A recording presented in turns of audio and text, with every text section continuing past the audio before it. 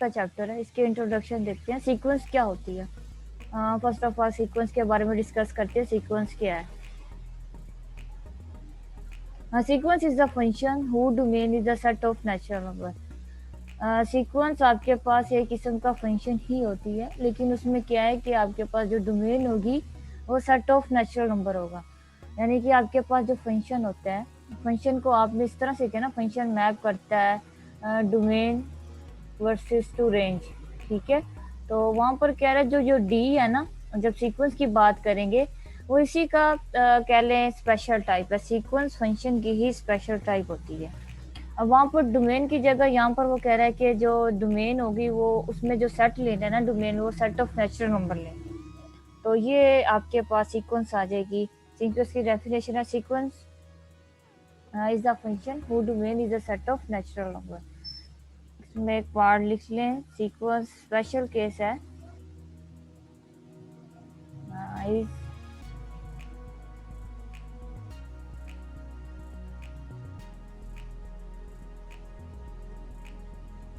Special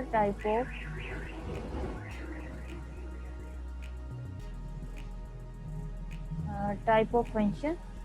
ये function की generalisation form है, फंक्शन से ही हम सीक्वेंस को करते हैं। Is a special type of function. Function में भी जो कि डोमेन और रेंज का डिस्कस होता है, यहाँ पर बस डोमेन हम चेंज करते जाएंगे तो आपके पास क्या होगा, सीक्वेंस, उसकी सीक्वेंस आती जाएगी।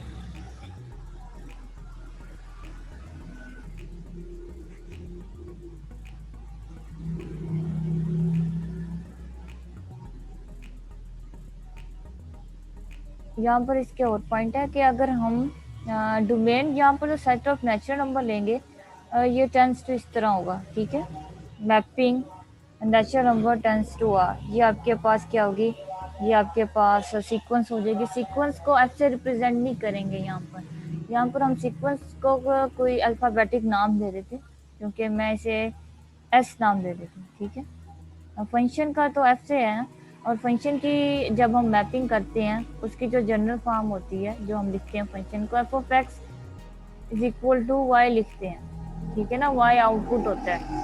इसी तरह आप कह लें जो सीक्वेंस होगा उसे हम लिखेंगे एस एन, इस तरह से भी लिख सकते हैं, ए एन से भी लिख सकते हैं, और बी एन से भी लिख सकते हैं। अच्छा, इसका मतलब यही होता है एक्स एन किसके इक्वल होता है, S is equal to N. यहाँ पर वेरिएबल यूज नहीं हो रहा सीक्वेंस में, देखिए ना, यहाँ पर वेरिएबल एक्स वाई यूज कर सकते हैं फंक्शन में, लेकिन सीक्वेंस में एन यूज हो रहा है, बस यही आपके पास। और एन एनर टर्म होती है और ये जनरल फॉर्म होती है, जिसे हम जनरल फॉर्म भी कहते हैं। इसको हम लिख सकते हैं ए एन, ये सीक्वेंस की नोटेशन है।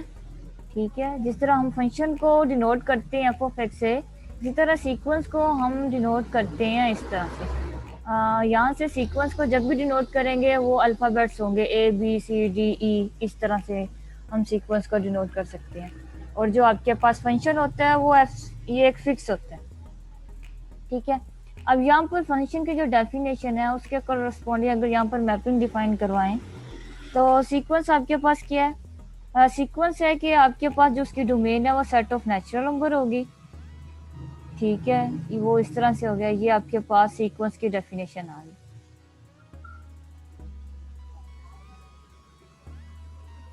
यहाँ पर हमारे पास पॉसिबिलिटी भी है कि अगर हम इसकी सीक्वेंस की डोमेन को चेंज कर सकते हैं कि नहीं कर सकते, ऑफ कोर्स हो सकती है।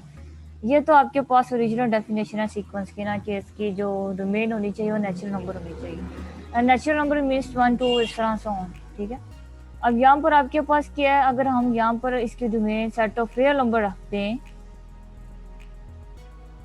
तो वो आपके पास रियल नंबर की सीक्वेंस होगी।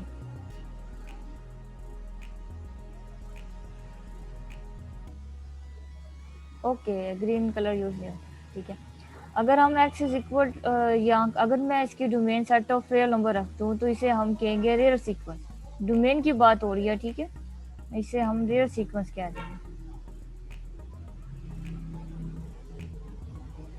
यहाँ पर था डोमेन, मैं यहाँ पर हाईलाइट कर रही हूँ ब्लैक से, मैंने जब डोमेन इसकी सेट ऑफ नेचुरल नंबर रखी है तो वो सीक्वेंस थी। फिर आगे फर्दर इसकी टाइप देखी, अगर मैंने इसकी domain set of real number रख दूँ तो वो किस में कन्वर्ट हो जाएगी, रियल सीक्वेंस में कन्वर्ट हो जाएगी। ठीक है, अगर मैं इसकी सीक्वेंस कम्प्लेक्स नंबर की रख दूँ तो उसे हम क्या करेंगे, इसकी डोमेन कम्प्लेक्स नंबर की हो जाए तो वो आपके पास कम्प्लेक्स सीक्वेंस हो।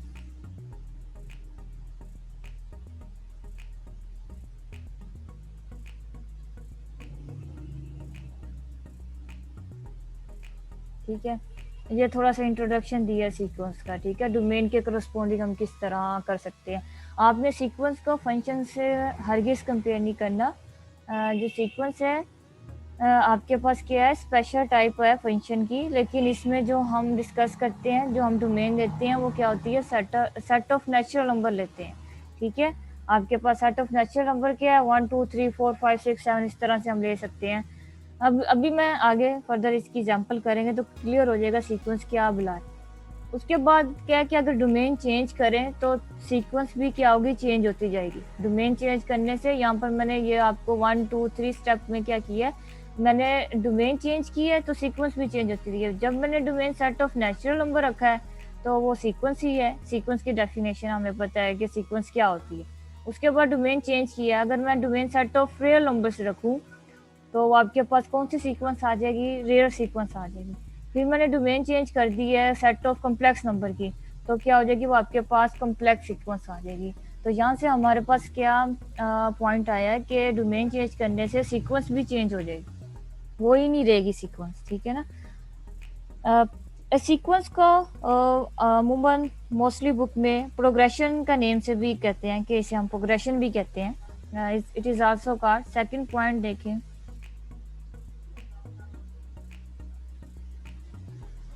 it is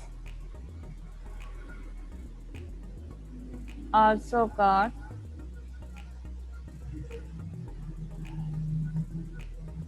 आप सीक्वेंस कह लें या प्रोग्रेशन कह लें, सेम ही है। मोस्टली बुक में वर्ड प्रोग्रेशन का यूज होता है, तो कंफ्यूज नहीं होना, सीक्वेंस की बात ही हो रही होती है प्रोग्रेशन में।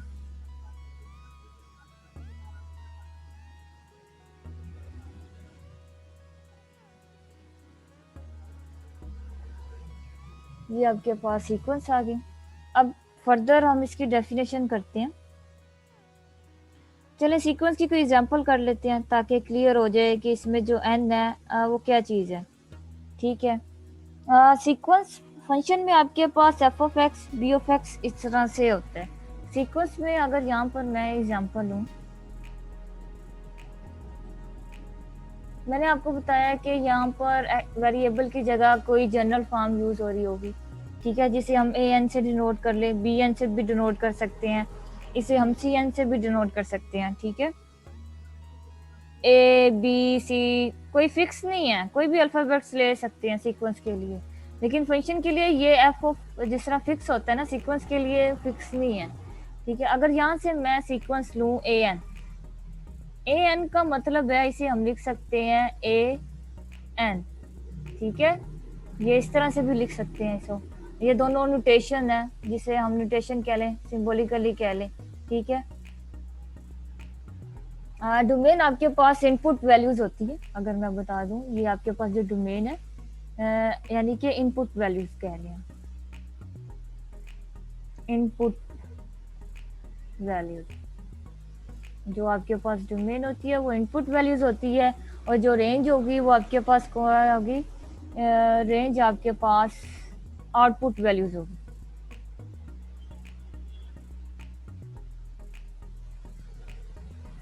फॉर एग्जांपल मैं यहाँ से आपको समझा देती हूँ डोमेन एंड रेंज का कॉन्सेप्ट।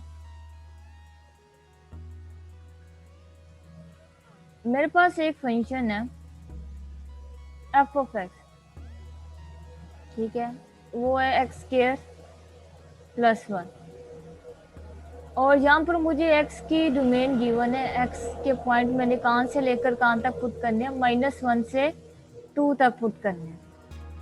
ये जो मुझे x की वैल्यूज शो हो रही है वो -1 से 2 x की वैल्यूज लेनी है, और मेरे पास फंक्शन गिवन है। जो आपके पास x की वैल्यू -1 ये सारी ये जो रिप्रेजेंट कर रही है इसको हम डोमेन कहते हैं। ये इनपुट वैल्यूज है, इसे हम क्या कहेंगे, डोमेन बोलेंगे। ठीक है, अभी इन वैल्यूज को जब मैं इस फंक्शन में पुट कर कर जो मेरे पास कंक्लूजन आएगा वो मेरे पास क्या होगा, वो रेंज होगा। ठीक है ना, इनपुट एंटर करने से जो मुझे आउटपुट आएगा ना वो क्या होगा, वो रेंज होगा। इनपुट आपके पास क्या था, वो डोमेन है। अब for example x is equal to -1 लेना है, फिर x की वैल्यूज मैंने लेनी है 0 लेनी है, फिर x की वैल्यूज 1 लेनी है, फिर x की वैल्यू 2 लेनी है। ये सारी -1 से लेके 2 तक जितने भी वैल्यूज है x की, ये सारी किसका पार्ट है, ये डोमेन है। उसने हमें बता दिया कि x की वैल्यूज आपने ये लेनी है। ठीक है, अब हम ये क्या है हमारे पास, ये हमने इनपुट देना है, किस में इनपुट देना है, वो जिसमें हमने इनपुट देना है वो फंक्शन गिवन है ये वाला, F of X is equal to X square plus 1। ठीक है, अगर यहाँ पर मैं x की वैल्यूज -1 पुट करूँ, यानी कि मैंने -1 का इनपुट दिया, तो देखते हैं मेरे पास आउटपुट क्या आएगा। तो यहाँ पर पुट करते हैं एक्स स्क्वायर प्लस 1, तो ये आपके पास 2 आ जाएगा। जो 2 होगा वो आपके पास क्या है, ये आपके पास रेंज की वैल्यूज आई है, क्योंकि आउटपुट है तो आपके पास आउटपुट है और ये रेंज का पार्ट है। ठीक है ना, इसी तरह अगर मैं एफ ऑफ एक्स की वैल्यू एफ ऑफ एक्स में 0 पुट करूं, यानी कि x की जगह 0 पुट करूं, तो आपके पास क्या एक्स स्क्वायर प्लस 1 है, तो 0 प्लस 1 1 होगा। 1 भी आपके पास क्या रेंज का पार्ट है और जो 0 है वो डोमेन का पार्ट है। इसी तरह एफ ऑफ 1 पुट करने से आपके पास अगेंस्ट 2 आ रहा है, और फिर जब आपने 2 पुट किया है 2 पुट किया है तो वो आपके पास क्या आएगा, वो आपके पास 5 आएगा। ठीक है ना, आपको पता है कि डोमेन और रेंज को हम किस तरह से डिज़ाइन करते हैं। वो आपके पास ये होती है डोमेन, और ये वाला सर्कल होता है रेंज का। ये डोमेन होती है और ये रेंज को होती है। जब हम यहाँ से इनपुट देते हैं तो वो आपके पास एफ ऑफ एक्स आ जाता है। ठीक है, तो सबसे पहले मैंने क्या पुट किया, -1 के करस्पॉन्डिंग क्या वैल्यूज आई है, -1 के करस्पॉन्डिंग आपके पास आंसर 2 आए, यहाँ पर 2 लिखा। ठीक है, उसके बाद आपके 0 पुट किया, 0 के करस्पॉन्डिंग आपके पास आंसर 1 आया। उसके बाद 1 पुट किया तो आपके पास आंसर 2 आया। ये आपके पास जो है इनपुट से आपके पास आउटपुट आ रही है, यही आपके पास डोमेन एंड रेंज का कॉन्सेप्ट है। दोबारा के लिए मेरे पास जगह ही नहीं बची, अब मुझे व्हाइट बोर्ड खोलना पड़ेगा एक मिनट।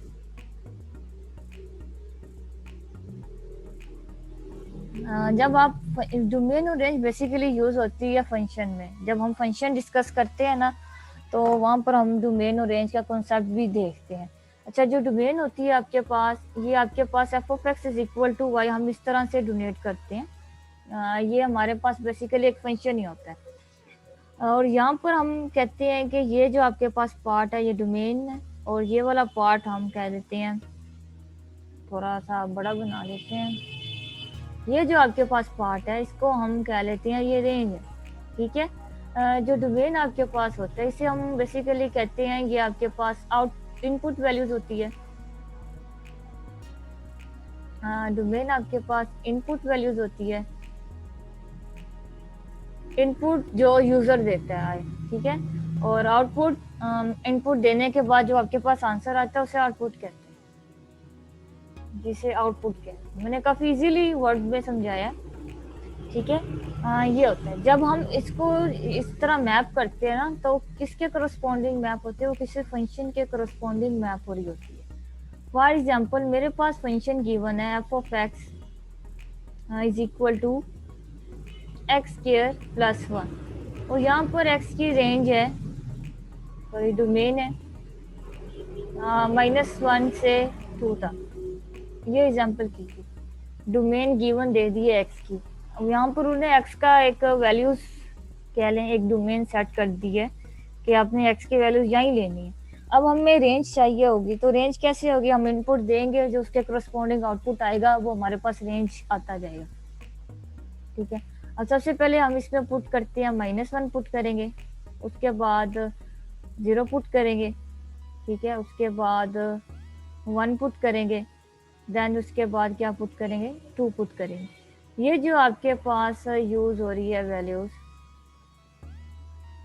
ये वाली -1, 0, 1 and 2, this values part of domain. ये सारी वैल्यूज किसका पार्ट है? डोमेन का पार्ट है। तो यहाँ पर हम लिख सकते हैं ये -1, 0, 1 एंड 2। आपको पता है फंक्शन में क्या होता है कि एक इनपुट देने से आपके पास एक ही आउटपुट आता है। ये नहीं किया कि आपने एक इनपुट दी है तो वो उसके पास आपके पास दो डबल आउटपुट है। फंक्शन में ये रिस्ट्रिक्शन लगा देते हैं कि ज़रूरी नहीं है, सीक्वेंस में ये नहीं है, ठीक है। लेकिन फंक्शन में रिस्ट्रिक्शन है कि आपने एक इनपुट दिया तो आउटपुट भी आपके पास एक आना चाहिए। ये नहीं है कि आपने माइनस पुट किया तो आपके पास आंसर 2 भी आ रहा हो, 3 भी आ रहा हो, ठीक है। अब यहाँ पर आपने -1 पुट किया तो आपके पास आंसर क्या आता है? आपके पास आंसर आता है 2, ठीक है।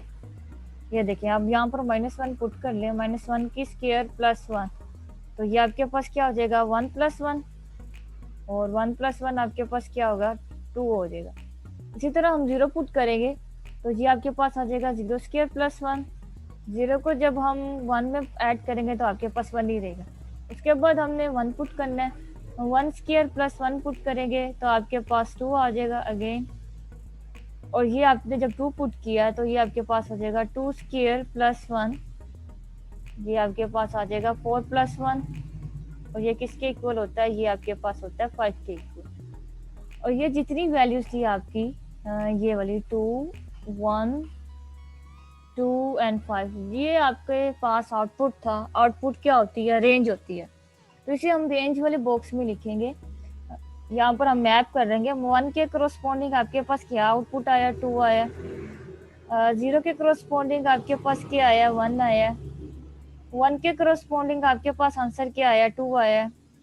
और 2 के करस्पॉन्डिंग आपके पास आंसर 5 आया, ठीक है। इसी तरह हमने जो सीक्वेंस डिस्कस करने लगे हैं वो भी है कि आपके पास सीक्वेंस इसकी जनरेशन फॉर्म है। उसमें हमने क्या किया, अगर domain set of natural number ले लें, यहाँ पर हम इसको चेंज कर रहे हैं ना, इस वाली वैल्यूज को चेंज कर रहे हैं। हम यहाँ पर बता रहे हैं कि अगर हमारे पास सेट ऑफ नेचुरल नंबर होगा वो सीक्वेंस में कन्वर्ट हो जाएगी। अगर डोमेन हमारे पास सेट ऑफ रियल नंबर होगा तो उसे हम रियल सीक्वेंस कहेंगे। अगर यहीं पर हम इसको चेंज करके कम्प्लेक्स में चले जाएं तो वो कम्प्लेक्स हो जाएगा।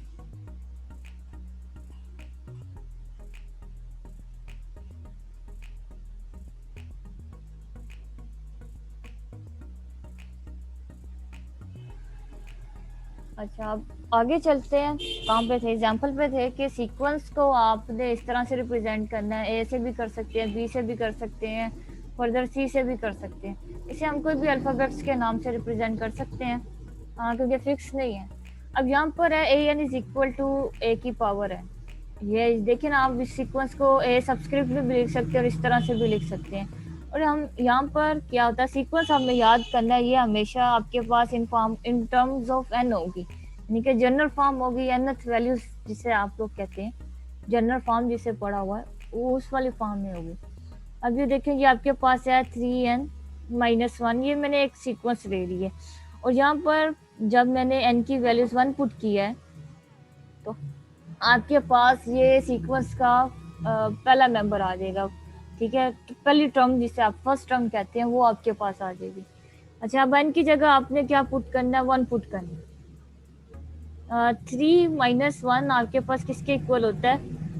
2 के इक्वल होता है। तो आपके पास A1 किसके इक्वल आ गया? A1 आपके पास 2 के इक्वल आ गया। ये आपके पास सीक्वेंस थी। कौन सी सीक्वेंस थी? 3n - 1 वाली सीक्वेंस थी, जिसमें सबसे पहला जो मेंबर है A1 वो किसके इक्वल है? 2 के इक्वल। इसी तरह आपने n में वैल्यूज पुट करनी है 2।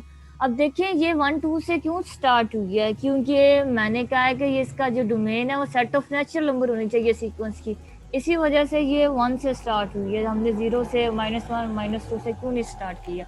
क्योंकि यहाँ पर मेंशन है कि जो आपने डोमेन लेनी है वो सेट ऑफ नेचुरल नंबर लेनी, ठीक है। इस वजह से ये 1 2 से स्टार्ट हो रहा है। अब इसका सेकंड टर्म देखते हैं, सीक्वेंस की सेकंड टर्म क्या होगी। अब मैंने क्या किया, n की जगह 2 पुट किया, तो ये आपके पास A2 किसके इक्वल आ जाएगा? 3। n की जगह 2 पुट कर देना, 3 2 6 -1 = 5। इसकी जो सेकंड टर्म है वो आपके पास 5 के इक्वल आ गए। ये जो आप इसी तरह वैल्यूज पुट करते जाएंगे, सीक्वेंस की टर्म्स आती जाएंगी। ये आपके पास सीक्वेंस होता है। हम इस तरह से सीक्वेंस को डिस्कस करते हैं। आगे चलते हैं। ऑर्डर मेंबर क्या होते हैं। अब सीक्वेंस में एक ऑर्डर डिफाइन होता है, ठीक है। Is the set of member written in a particular order. इसमें एक पर्टिकुलर ऑर्डर डिफाइन होता है कि किसी ऑर्डर के करस्पॉन्डिंग हम बात कर सकते हैं। सीक्वेंस में हमने ऑर्डर इम्पोर्टेंट है। तो सबसे पहले हम इसकी एग्जांपल दे देती हूँ। इसकी आप एग्जांपल ले लें।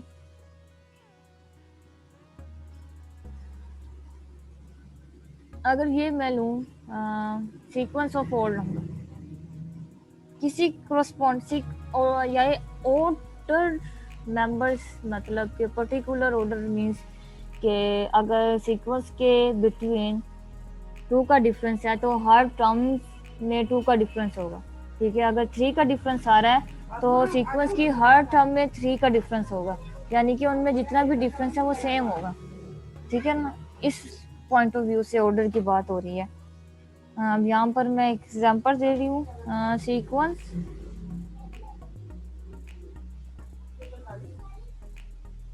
Sequence of odd number. हमें पता है कि ऑड नंबर एक सीक्वेंस के साथ ही आते हैं। ये नहीं आता कि ऑड में हम 2 भी ले लें, 3 के बाद हम 9 ले लें, इस तरह नहीं है। 5 ले लें, वो एक सीक्वेंस के साथ आएगी। कि यहाँ पर ऑर्डर मैटर्स है। ऑड नंबर्स का इसकी सीक्वेंस क्या होगी हमारे पास, 1 से स्टार्ट होती है, 3 आएगा। अब 3 के बाद मैं डायरेक्ट 9 10 नहीं लिख सकती, मैंने लिखना है 5 7 और 7 के बाद 9 9 के बाद 11 सो ऑल नंबर की सीक्वेंस लिखनी है तो वो एक सीक्वेंस के करस्पॉन्डिंग ही आएगी। अच्छा, ये डॉट 3 होंगे, इसका मतलब है इनफिनाइट मैनी टर्म्स। इसकी कोई एंडिंग वैल्यूज नहीं है, इसकी कोई हद नहीं है। स्टार्टिंग तो बता दिया लेकिन इसका इख्तिताम नहीं बताया कि इसकी एंडिंग वैल्यूज कोई नहीं है। सेकंड, एक एग्जांपल ले लें। इसी तरह अगर हम सीक्वेंस ऑफ रियल नंबर्स की बात करें तो किस तरह से हम लिख सकते हैं।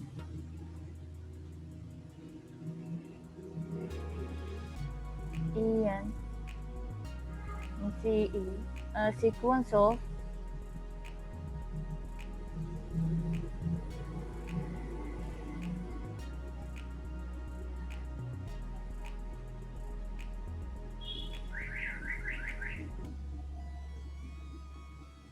सीक्वेंस ऑफ रियल नंबर्स लिखेंगे तो इसमें भी हम ये लिखेंगे कि अगर हम लिख रहे हैं तो ऑर्डर ही चलेगा। जैसे कि 1 4, अब मैंने 4 के बाद डायरेक्टली 50 नहीं लिख दिया या 25 नहीं लिख दिया।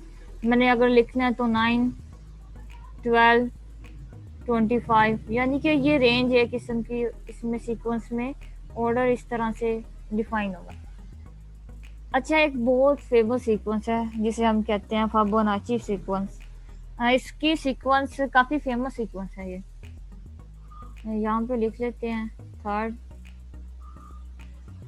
इसमें क्या होता है कि जो आपके पास एंड 2 टर्म्स होती है ना, उनको सम करते हुए आपके पास नई टर्म्स आ जाती है। ये काफ़ी मज़े की सीक्वेंस होती है। इसे हम कहते हैं फिबोनाची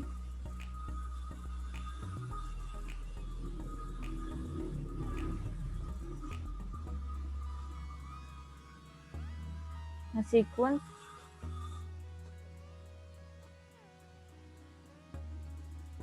हाँ, इसमें फर्स्ट टर्म 1 है, सेकंड टर्म भी देखें ना, अगर ये इसके आगे 0 है तो 1 + 0 करेंगे तो 1 नहीं आएगी।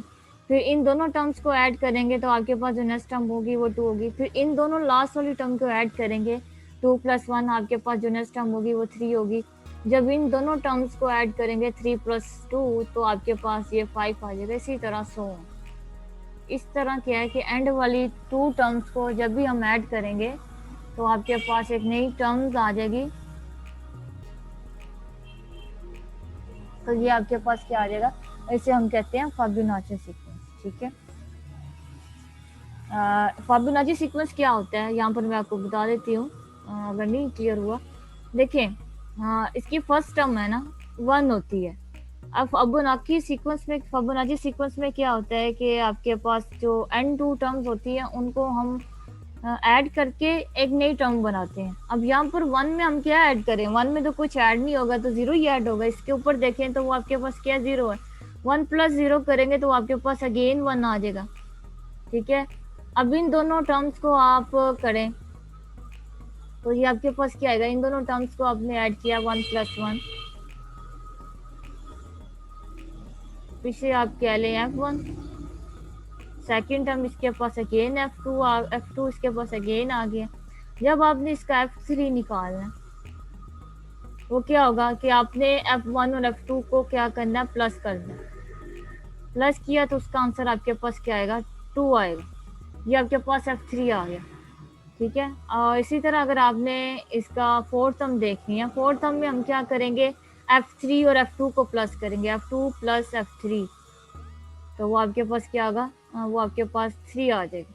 इसी तरह अगर हमने इसकी f5 टर्म फाइंड आउट करनी है, उसमें हमारे पास क्या आएगा, f3 को और f4 को ऐड करेंगे तो इसी तरह आपके पास उसकी f5 टर्म्स आ जाएगी। इसी तरह अगर हमने इसे नेक्स्ट टर्म देखनी है f6, उसमें हम क्या करेंगे, उसमें हमने f4 f5 को ऐड करेंगे, वो क्या है 3 प्लस 5,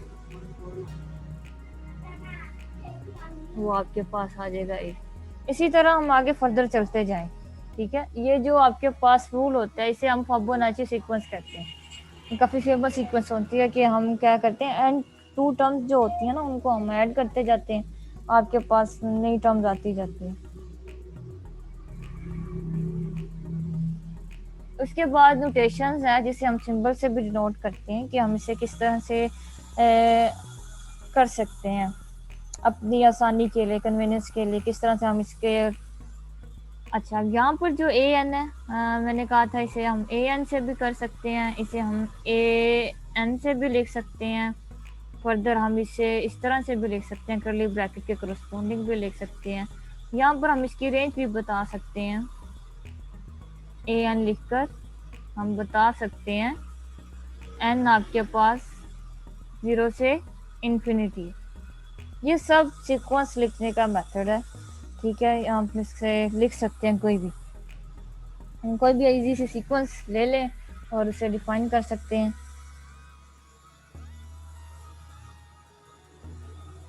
अब यहाँ पर बस ये एक बात माइंड में रखने वाली है कि आपने इसे एक्स एंड वाई में नहीं लेना, एक्स एंड वाई नहीं लेंगे, इसमें आपने ए ले लिया। इसी तरह अगर आप इन टर्म ऑफ बी लिखें तो बी एन। ठीक है, यहाँ तो आप इस तरह से सीक्वेंस ले लें बी एन। इसी तरह अगर आप सी से डिनोट करें तो सी एन। ये सारी आपके पास क्या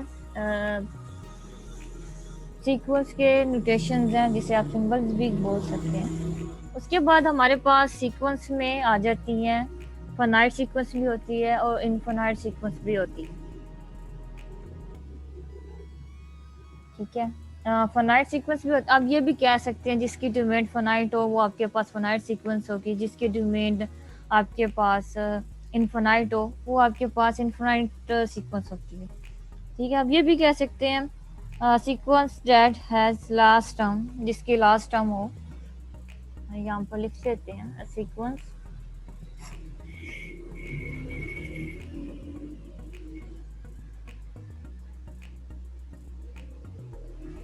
a sequence has last term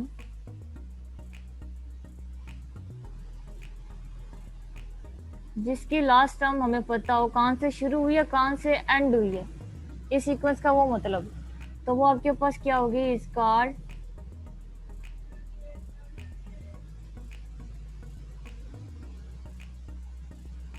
finite sequence.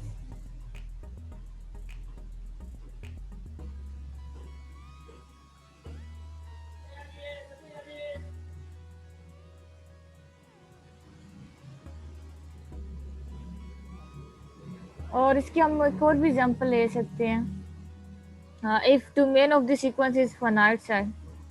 ठीक है, ये भी हम ले सकते हैं, if domain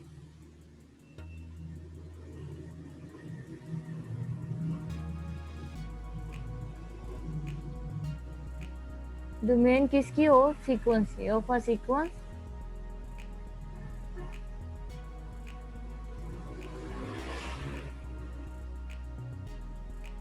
if domain of a sequence is finite set. अब यहाँ पर था कि आपके पास सीक्वेंस जिसकी लास्ट टर्म हो वो फाइनाइट सीक्वेंस होती है। दूसरा हम ये भी कह रहे हैं if domain of a sequence is finite is a finite set, finite set, तब भी ये आपके पास क्या होगी, ये आपके पास फाइनाइट सीक्वेंस होगी। अच्छा, इसकी एग्जांपल देख लेते हैं। इसकी एग्जांपल कौन कौन सी हो सकती हैं फाइनाइट सीक्वेंस की। फर्स्ट एग्जांपल इसे ले लें आप, 1 4 9 सो ऑन, कहाँ तक जाए 121। देखे ना, इसकी लास्ट टर्म बता दी है। हैज ये सीक्वेंस, इस टाइप की जो सीक्वेंस है हैज लास्ट टर्म, इसे हम फाइनाइट सीक्वेंस कहेंगे। दूसरी क्या, इसकी domain is a domain is a finite set, finite set है। ठीक है, फाइनाइट सेट वही होती है जिसकी हमें पता हो कहाँ से स्टार्ट हुई है और कहाँ तक रुक है, फाइनाइट सेट वही होती है। ठीक है, अगर इसके सेकंड एग्जांपल देखें, ऐसे कोई हो के आपके पास फाइनाइट सीक्वेंस के एक और देख लेते हैं। 1, ये देखिए, एक तो इसमें पूरा एक ऑर्डर है और लास्ट टर्म भी है। ठीक है ना, मैंने अपनी मर्जी से नहीं लिखी हुई, एक प्रॉपर ऑर्डर के अकॉर्डिंग लिखी है। इसी तरह अगर मैं लूँ 1 3 5, अब मैंने 9 नहीं लिखूंगी, 5 के बाद क्या आता है 7 आता है, ये और सीक्वेंस उसके बाद जाकर। अच्छा, 3 डॉट डालते हैं, इसका मतलब होता है कि सोन हम जो इसके क्रॉस बीच में जितनी भी टर्म्स हैं उसको हम नहीं लिख रहे, हमने 3 डॉट डाल दिए। और ये कहाँ तक जाएगी, 21 तक हम कह रहे हैं जाए। यानी कि इसका फर्स्ट पॉइंट भी हमें पता है और एंड पॉइंट भी पता है। ये फाइनाइट सीक्वेंस है और इसकी लास्ट टर्म भी है, तो ये आपके पास तब भी फाइनाइट सीक्वेंस है।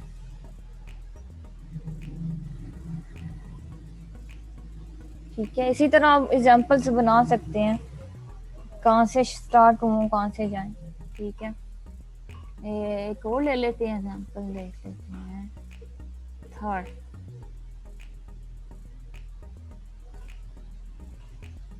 1 2 3, ये सेट ऑफ आपके पास आ जाएगा, कहाँ तक जाए। ये भी फाइनाइट सेट है, इसकी हमें फर्स्ट पॉइंट भी पता है, फर्स्ट पॉइंट और एंड पॉइंट, स्टार्टिंग और एंडिंग पॉइंट पता है, इसीलिए ये फाइनाइट सेट भी है। और ये आपके पास इसकी लास्ट टर्म जिसकी हो वो से हम क्या कहते हैं, फाइनाइट सीक्वेंस कहते हैं। आगे चलते हैं, इनफिनाइट सीक्वेंस क्या होती है। बिल्कुल इसका जो एंटी होगा वो आपके पास क्या होगा, इनफिनाइट सीक्वेंस में आएगा, जिसका भी इसका जो एंटी होगा होगी। इसका जो इसका एंटी ले लेते हैं, इसका एंटी क्या होगा, सीक्वेंस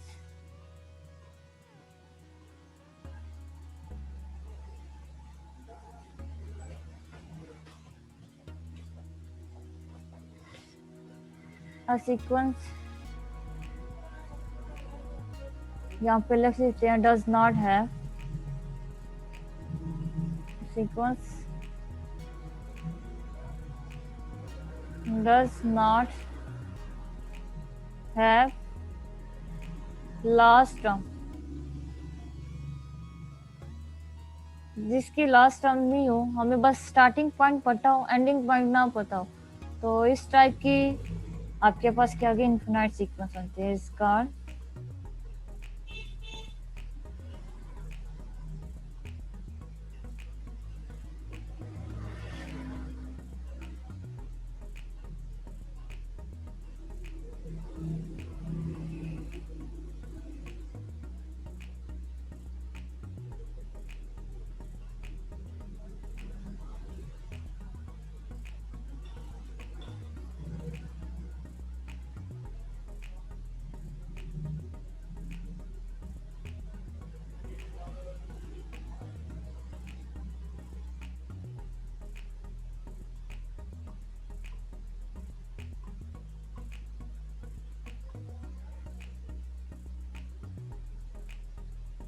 ठीक है, अब जिसकी लास्ट टर्म नहीं होगी वो आपके पास क्या होगी, इनफिनाइट सीक्वेंस हो गया। अब ये भी कह सकते हैं the domain of the sequence is a finite set.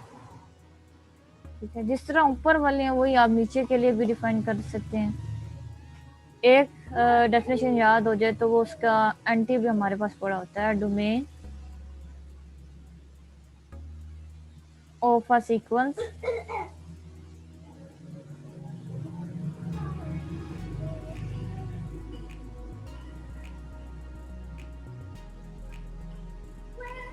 is a infinite set। ठीक है, इसकी एग्जांपल डिस्कस कर लेते हैं। एग्जांपल कौन कौन सी हम इसकी ले सकते हैं। इसकी फर्स्ट एग्जांपल देखते हैं, वही ले लेती हूँ मैं जो कर लिया। 1 3 7 15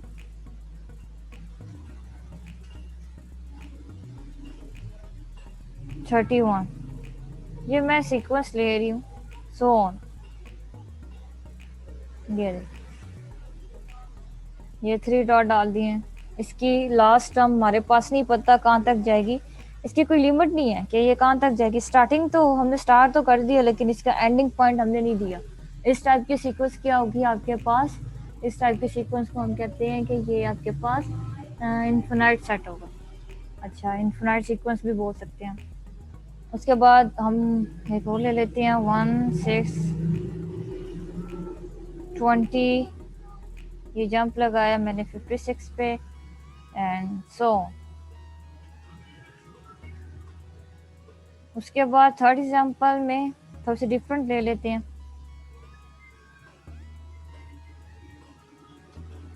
1 1/3, इसके बाद आपके पास आता है 1/5 और इसके बाद आपके पास आता है 1/7 एंड ये this is so.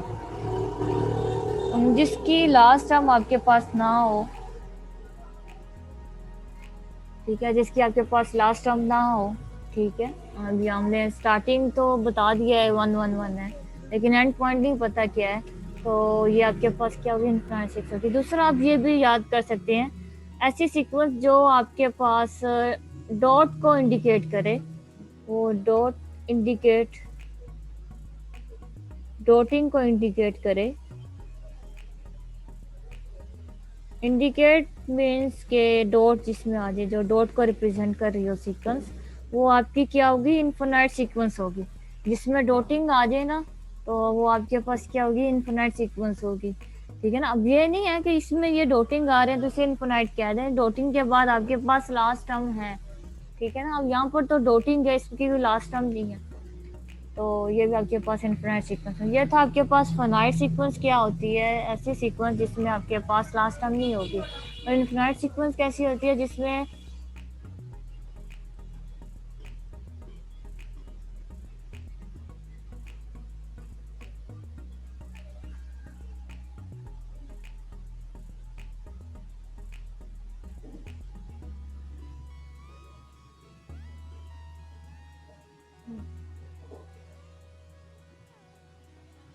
Finite sequence और इन्फिनाइट सीक्वेंस, ये दोनों टाइप्स हैं सीक्वेंस के। फाइनाइट सीक्वेंस में आपने याद करना है कि इसका एंड वाली टर्म आपको मेंशन होगी, और जो आपके पास इन्फिनाइट सीक्वेंस होगी उसमें आपके पास मेंशन नहीं होगी। जिस तरह ये एग्जांपल है, इसी तरह आप प्रैक्टिस कर सकते हैं, माइंड में बुक रीड करेंगे, काफ़ी एग्जांपल्स होंगी इससे मिलती जुलती, आपको मिल जाएंगी। ठीक है, इस तरह आप खुद से भी बना सकते हैं। अब सीरीज का क्या है, सीरीज क्या होती है, चलिए सीक्वेंस डिस्कस किया था, इसकी एक एग्जांपल कर लेते हैं जनरल फॉर्म में। तो थोड़ी सी प्लेस है यहाँ पे, एक और एग्जांपल कर लेते हैं सीक्वेंस के, थोड़ा सा क्लियर हो जाए। मैंने ये आपको पता है सीक्वेंस की सीक्वेंस हमेशा एन फॉर्म में लिखी जाती है। एन फॉर्म को हम जनरल फॉर्म भी बोलते हैं, रेफरेंस स्पीकिंग। तो ए एन मेरे पास था, वो कंप्लीट कर लेते हैं एग्जांपल। 3n - 1 ठीक है। यहाँ पर जब मैंने A1 किया है तो आपके पास जो टर्म्स आई थी ऊपर हमने ये किया है, A1 का आंसर मेरे पास आया था 2, A2 भी फाइंड आउट किया था, उसका आंसर 5 आया था। ठीक है, A3 का आंसर देखते हैं, 8 होगा वो। A4 का आंसर देखेंगे तो वो आपके पास 13 होगा। A5 का आंसर देखेंगे, आपके क्वेश्चन में क्या होगा, मेंशन होगी first 4 term, first 5 term, first 6 term, sequence की फाइंड आउट करें। तो ये आपके पास क्या होगा, 14। ठीक है, अब मैंने ये एग्जाम्पल इसलिए किया, थोड़ा सा मैंने एक मिस हो गया पॉइंट, वो बता दूं। अच्छा, ये जो आपके पास है AN 3n-1, ये रिप्रेजेंट कर रहा है आपको कह लें सीक्वेंस को।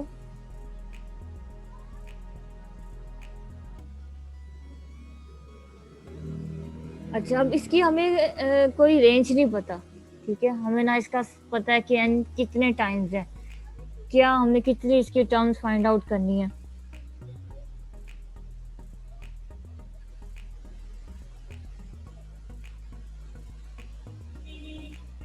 ये 11 होगा, ठीक है, ये यहाँ पर 11 होगा, A4। ये आपके पास सीक्वेंस है, इसे हम इनफिनाइट सीक्वेंस कह लेंगे क्योंकि हमें n की रेंज नहीं पता। जब मेंशन हो जाए कि n हमने कहाँ तक लेना है, फॉर एग्जाम्पल यहाँ पर मैं मेंशन कर दूँ n इज इक्वल टू 5, तो ये आपके पास क्या बन जाएगा, ये आपके पास फिनाइट सीक्वेंस में कन्वर्ट हो जाएगा। ठीक है, यहाँ पर हमें n की लिमिट बता दी है, मीन्स कि हमने n लेना है 1 2 3 4 एंड 5।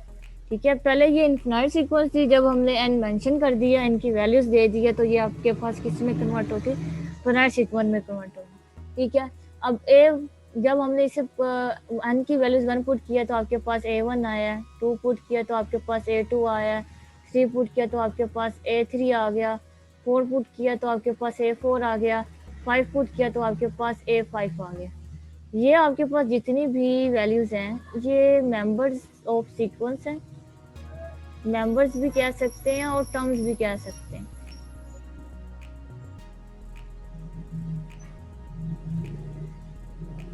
टर्म्स ऑफ सीक्वेंस,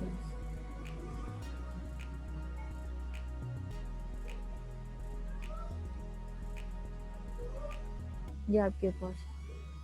अच्छा, अब यहाँ पर सीरीज है, सीरीज की तरफ चलते हैं। वो obtained by adding terms in the sequence। ठीक है, सीरीज क्या होती है, आपके पास जो सीक्वेंस होती है ना, जिस तरह ये टर्म थी A1 A2 A3 A4 A5, इन्हीं टर्म्स को अगर हम ऐड कर दें तो वो आपके पास क्या आ जाएगी, वो आपके पास सीरीज आ जाएगी। सीरीज को अमूमन जो जनरल इसकी फॉर्म होती है इससे वो रिप्रेजेंट किया जाता है। ठीक है, और इसकी जो टर्म्स होती हैं वो ये है, 1 से स्टार्ट होकर इसकी nth वैल्यूज तक हमने इसे सम ही करना है, plus A3 plus on plus AN। ठीक है, ये क्या है कि ये सारी जो वैल्यूज थी A1 A2 A3, ये आपके पास टर्म थी किसकी, सीक्वेंस की, इनको ऐड कर दिया तो वो आपके पास क्या आ जाएगा, वो आपके पास सीरीज आ जाएगा। इसी तरह अगर मैं ये लूँ A5 की सीरीज बनानी हो तो क्या करेंगे, A1 plus A2 plus A3 plus A4 plus A5, इन तमाम टर्म्स को क्या करना है, ऐड कर देना है, तो ये आपके पास क्या आ जाएगी, सीरीज आ जाएगी। जो सीक्वेंस होंगी उसकी टर्म्स को जब आप ऐड करेंगे वो किस में कन्वर्ट हो जाएगी, वो आपके पास सीक्वेंस नहीं रहेगी, वो तब आपके पास सीरीज आ जाएगी। अब फर्दर इसकी टाइप्स हैं सीरीज की।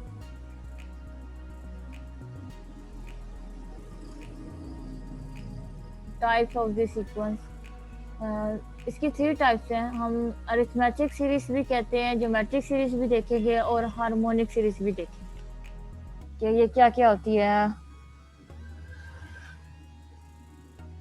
अच्छा, अब इसके कुछ क्वेश्चन है, थोड़ा सा क्लियर हो जाए फिर आगे इसकी टाइप डिस्कस करेंगे। पहले सीक्वेंस के थोड़े से क्वेश्चन देख लेते हैं। इसका क्वेश्चन 1 है आपके पास।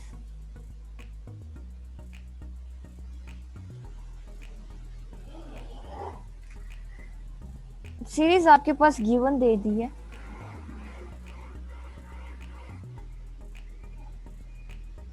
दिस सीक्वेंस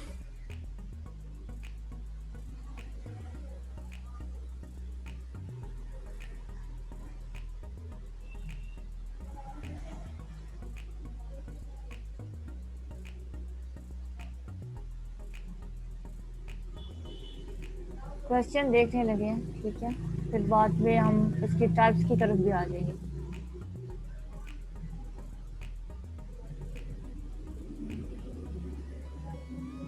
सीक्वेंस वो कह लें असली सीक्वेंस आपके पास जो फाइनाइट सीक्वेंस और इनफिनाइट सीक्वेंस का बताया ना, वो बताया कि आपके पास सीक्वेंस किस तरह फाइनाइट और इनफिनाइट होती है, ठीक है। ये तो आपके पास बेसिकली टाइप्स है ना कि सीक्वेंस के आगे फर्दर पार्ट्स कह लें कितने होते हैं, वो अरिथमेटिक है, ज्योमेट्रिक है और हार्मोनिक है, ये उसके पार्ट्स कह लें। हाँ, ये भी आप दोनों ही टाइप्स हैं, ये भी टाइप्स में ही आते हैं, फाइनाइट सीक्वेंस और इनफिनाइट सीक्वेंस। जब हम सीक्वेंस में बात करते हैं ना, जिस तरह यहाँ पर जनरल क्योंकि हम लेते हैं, हमें एन नहीं पता होगा तो वो आपके पास सीक्वेंस की कौन सी टाइप होगी, वो आपके पास सीक्वेंस की अरिथमेटिक होगी। ये मेथड क्या है, अरिथमेटिक ये एक फार्मूला होता है, अरिथमेटिक सीक्वेंस क्या है, ज्योमेट्रिक सीक्वेंस क्या है, हार्मोनिक सीक्वेंस क्या है। इससे हम अमूमन टाइप से भी नोट करते हैं। बेसिकली ये मेथड भी होते हैं, जिस तरह हमने जो उसे क्वाड्रेटिक इक्वेशंस को सॉल्व करने के लिए उसके टाइप्स करें थे, एक्चुअली वो टाइप्स भी थी और मेथड भी थे कि हम इन से हम इन्हें सॉल्व कर सकते हैं। इसी तरह अरिथमेटिक, ज्योमेट्रिक एंड हार्मोनिक इनके अपने एक फार्मूलाज हैं, थ्योरीज हैं, उसके करस्पॉन्डिंग करेंगे। यहाँ पर एक दे देती हूँ आपको, थोड़ा सा क्लियर हो जाएगा कि किस तरह से आपने टाइप्स का करना है। ये सीक्वेंसेस आपके पास सीक्वेंस गिवन है, वो है आपके पास 4 7 10 13 16 19 एंड सो। ये आपके पास सीक्वेंस है, इसमें हमने फाइंड क्या करना है, फाइंड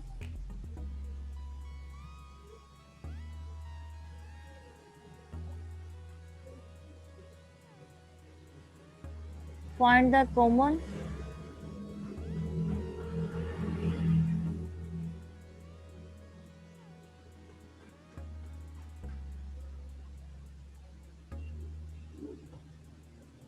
डिफरेंस।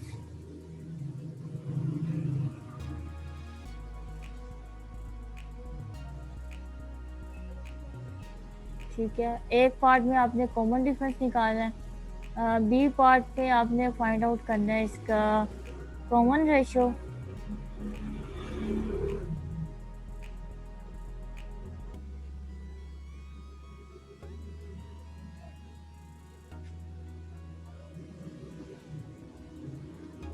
और यहाँ पर सी में आप क्या लें, टाइप बतानी है, ये किस टाइप की है, ठीक है। यहाँ पर टाइप से मुराद ये आ रहा है कि यहाँ पर आपने बताना है कि ये फाइनाइट है या इनफिनाइट सीक्वेंस, ठीक है। बेसिकली टाइप्स तो ये हैं, अरिथमेटिक, ज्योमेट्रिक, हार्मोनिक। यहाँ पर हम टाइप ना लें, चलें फाइनाइट इनफिनाइट को थोड़ा सा चेंज करने के लिए क्लासिफिकेशन कह लें, ठीक है। क्लासिफिकेशन कह लें, क्या कर सीक्वेंस की क्लासिफिकेशन बतानी हो, नेचर बतानी हो, नेचर का वर्ड यूज कर लें। यहाँ पर आप इसे टाइप्स ना लें, ठीक है, इसे आप यहाँ पे ले लें नेचर, नेचर कर लें, ठीक है, चेंज कर लें, नेचर कर लें, यहाँ से आप क्लासिफिकेशन कह लें।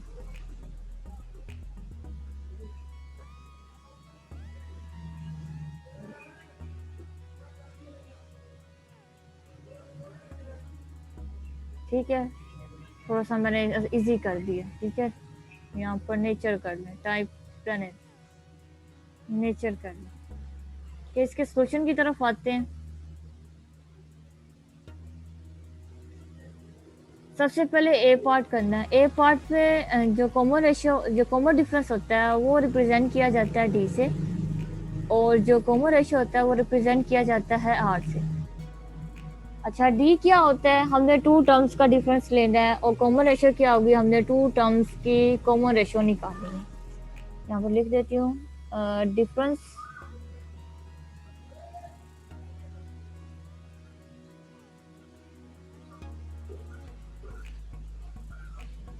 difference between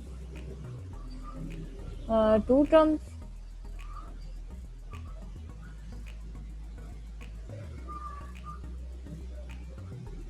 ठीक है, और ये आपके पास रेशियो बिटवीन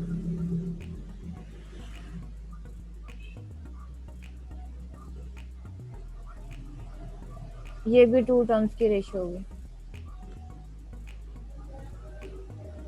अब ये क्या है, सीक्वेंस में क्या आना चाहिए? कॉमन डिफरेंस भी हर टर्म्स का सेम होना चाहिए, और कॉमन रेशियो भी, तब हम उसे ले सकते हैं, अदरवाइज हम कहेंगे नहीं है, इसका कोई भी नहीं है कॉमन डिफरेंस ना रेशियो। ए पार्ट देखते हैं। ए पार्ट में क्या है, सीक्वेंस आपके पास है, यहाँ पर सीक्वेंस लेंगे 4 7 10 13 16 19 100, यहाँ पर रुक गई। ये आपके पास सीक्वेंस है। अब हमने चूंकि क्या निकालना है, इसमें से हमें चाहिए डी। हमें पता नहीं है कि डी क्या है। डी मीन्स किसे रिप्रेजेंट कर रहा है? कॉमन डिफरेंस को रिप्रेजेंट कर। चले हम देखते हैं बाकी डी भी सारी टर्म्स। D1 ले लिया। D1 मीन्स क्या कर रहे हैं? ये लिया है कि इन दोनों का डिफरेंस क्या होगा, वो हम लिखेंगे 7 - 4। तो 7 - 4 आप करते हैं तो आपके पास क्या आएगा? 3 आ जाएगा। ठीक है, अब हमने देखना है इन दोनों टर्म्स का भी कॉमन डिफरेंस सेम हो सकता है कि नहीं हो सकता, ये चेक करना है। तो इसको चेक करेंगे। तो आपके पास D2 हम फाइंड आउट करेंगे, जो कि आपके पास है 10 - 7। इसका कॉमन रेशियो भी आपके पास क्या आ गया? 3 आ गया।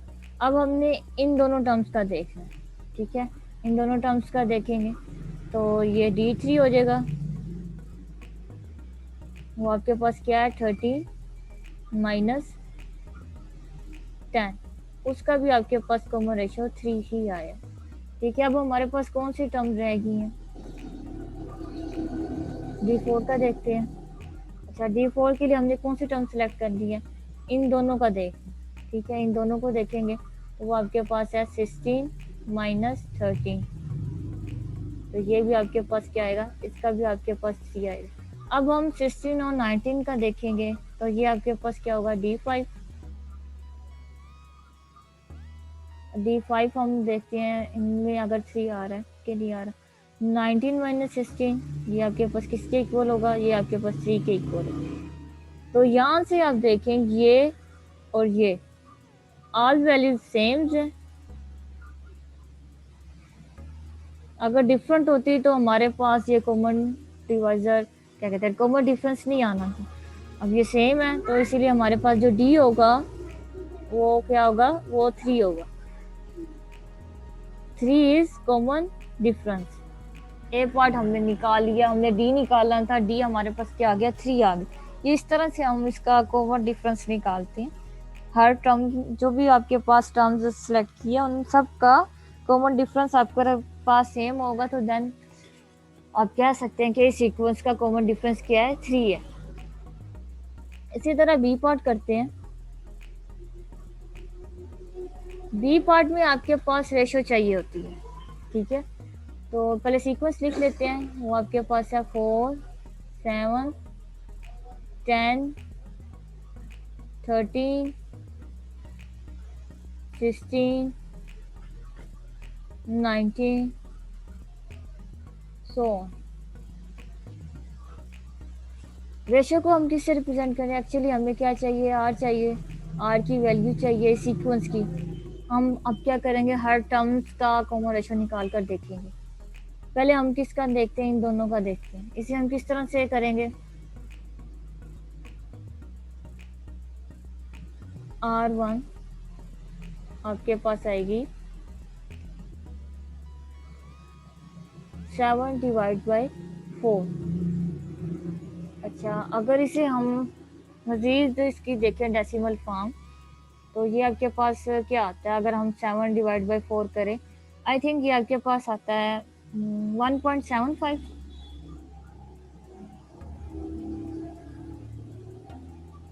अब देखना है कि जितने भी R1 R2 R3 हम निकाले उन सबका यही आना चाहिए, तब हम ले सकेंगे, अदरवाइज नहीं ले सकेंगे। अब इन दोनों का देखते हैं, इन दोनों का कॉमन रेशियो क्या होगा। R2 फाइंड आउट करते हैं।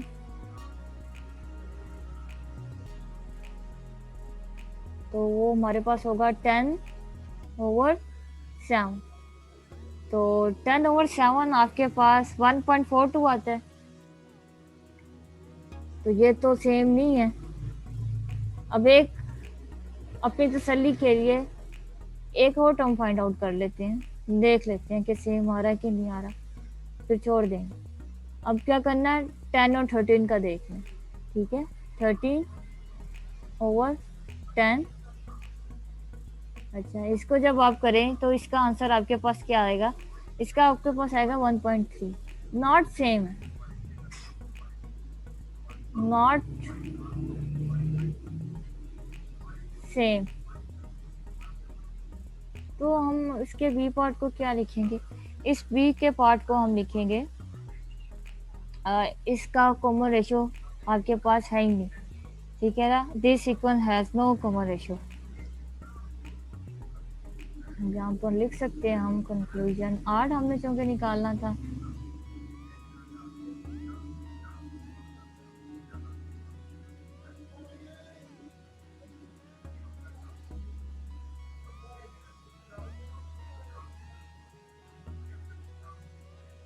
ठीक है, अब इसका सी पार्ट देख लेते हैं। सी पार्ट में आपके पास क्या था? सी पार्ट में था आपने इसकी नेचर बतानी है। ये आपके पास सीक्वेंस है 4 7 10 13 60 90 100। ये आपके पास सीक्वेंस है। अच्छा, इसकी नेचर बताएं तो ये आपके पास क्या होगी? आपको पता है इसका स्टार्टिंग पॉइंट, तो आपको पता है क्या है, लेकिन इस आपको इसका नहीं पता है कि इसका एंड पॉइंट क्या आ सकता है। तो आप इसे क्या कहेंगे? ये आपके पास है इनफाइनाइट।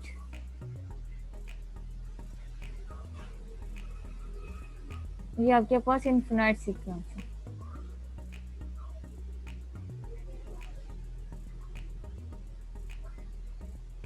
ये आपके पास इनफाइनाइट सीक्वेंस है। ठीक है, अब एक और एग्जांपल देख लेते हैं। इसी क्वेश्चन का बी पार्ट है।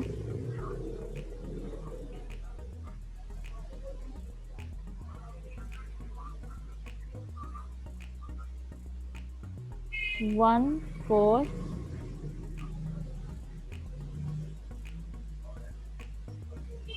16 64 256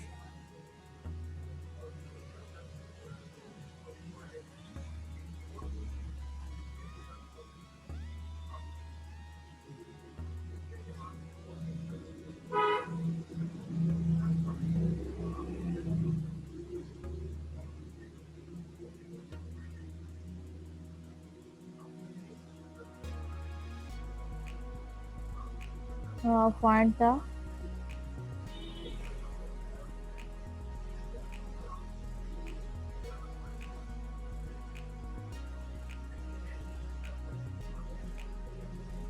अब वो बता रहे इसकी कॉमन रेशियो फाइंड आउट करें। ये सीक्वेंस हम देख लेते हैं। और बेसिकली हमें क्या निकालना है?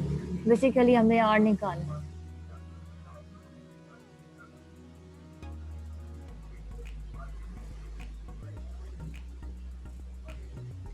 तो ये नमूने क्यों आ ही जा रहे हैं क्लास में? कौन नमूना आ गया? नजरें मेरे पर है, पढ़ाई पर नहीं है, तो मैं क्या करूं बेटा? अपना इलाज करवाए जाके।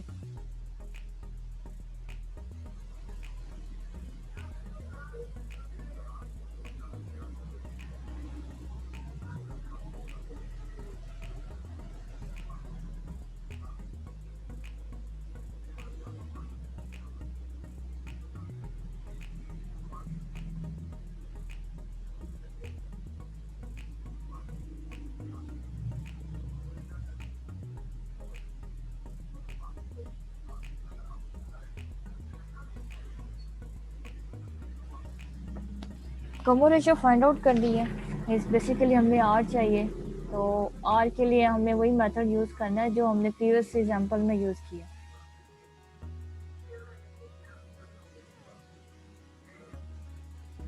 यस जैनब, आपने करेक्ट गेस कर लिए। अच्छा, सबसे पहले हम देखते हैं R1 हमारे पास क्या आएगा। 4/1 का कॉमन रेशियो आपके पास होगा 4।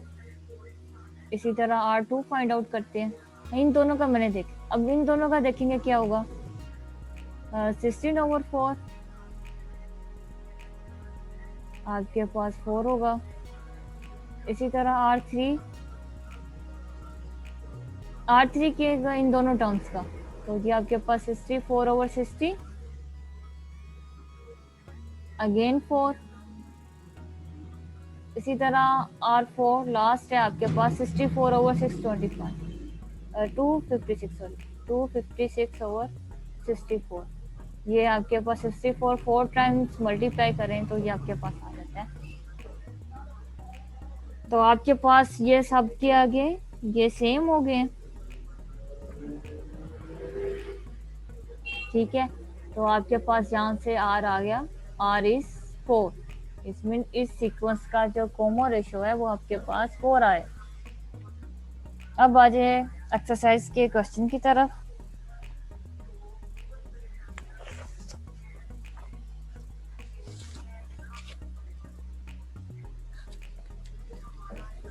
इसका जो आपके पास एक्सरसाइज का क्वेश्चन फर्स्ट है,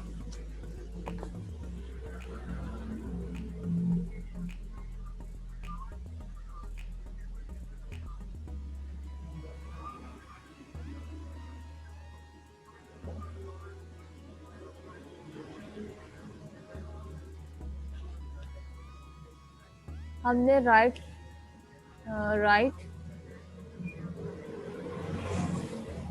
first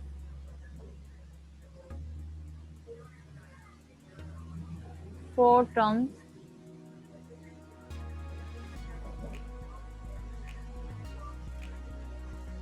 of the following sequence.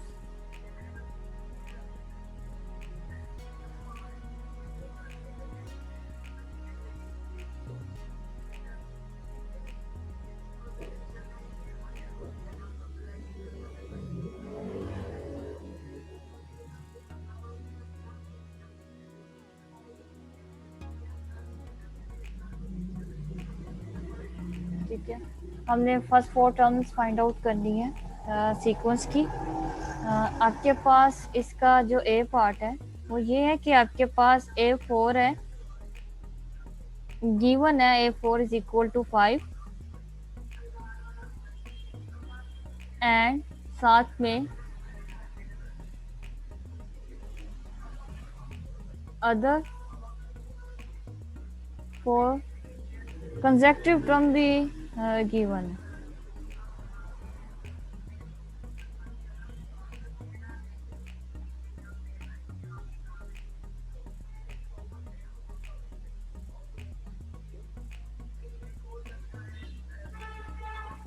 इसे कहते हैं 23, 26 एंड 29। ठीक है, ये आपके पास क्या है, A4 आपके पास 5 है। इसके अलावा आपके पास कंसेक्टिव टर्म भी है। हमने क्या निकाली, हमने फर्स्ट 4 टर्म्स फाइंड आउट करनी है किसकी, सीक्वेंस की। और सॉरी A1 है, ये 4 नहीं है, ये A1 आपके पास गिवन है 5, इसे A1 के, ये आपके पास A1 गिवन। ठीक है, सॉल्यूशन की तरफ आ जाए। सॉल्यूशन में हम देखते हैं डेटा गिवन है, अब इस डेटा से हमने टर्म्स निकालनी है। A1 तो हमें पता है क्या है, वो 5 है।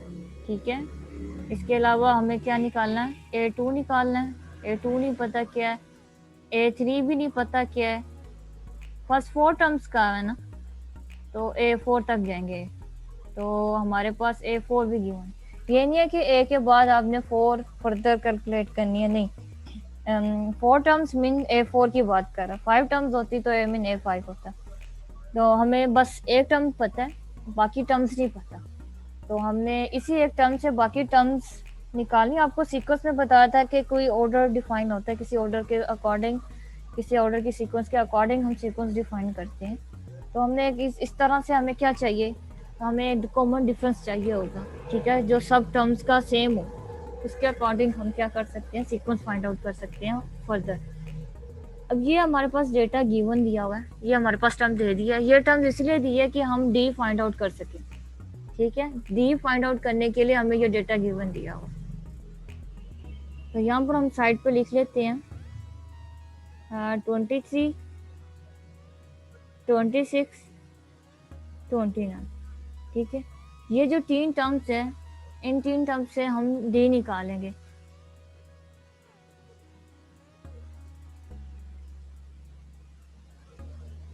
ठीक है, डी निकाल लेंगे। तो डी में हमारे पास क्या आएगा, डी पे 1 देखते हैं, इन दोनों का डिफरेंस निकालेंगे तो ये आपके पास होगा 26 माइनस 23।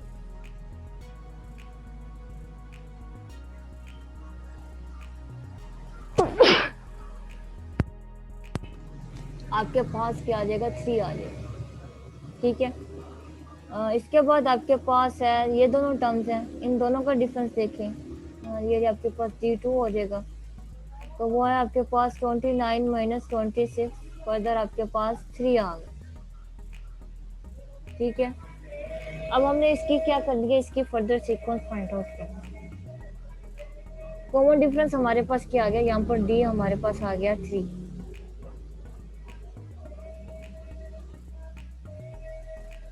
इस 3 की हेल्प से हम फर्दर सीक्वेंस क्या कर लेंगे, डिफाइन कर लेंगे।